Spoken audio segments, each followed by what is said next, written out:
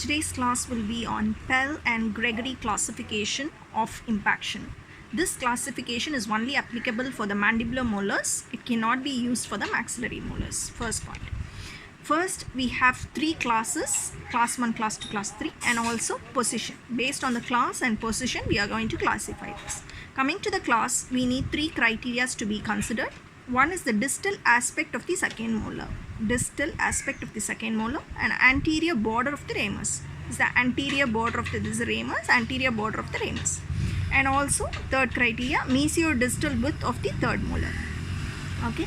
So, class 1 is that the space between the distal aspect of the second molar and the anterior border of the ramus is wider than the mesiodistal width of the third molar. Okay, it is more when compared to this width. This distance is more. Coming to the second class, the distance between the distal aspect of the second molar and the anterior border of the ramus is, this space is less than the mesiodistal width of the impacted third molar. Okay, it is greater, it is less. Okay, here in the third molar, this distal aspect and the anterior border of the ramus are in the same line. That means this third molar is totally embedded in the ramus.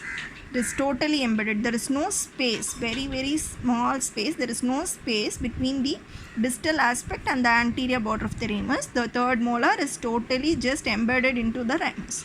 So this is class 3.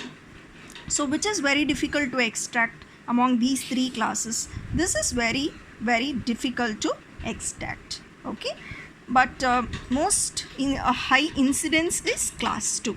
Okay, coming to the position, based on the position how we are classifying. So for this we have to consider the occlusal plane of the second molar and cervical line of the second molar.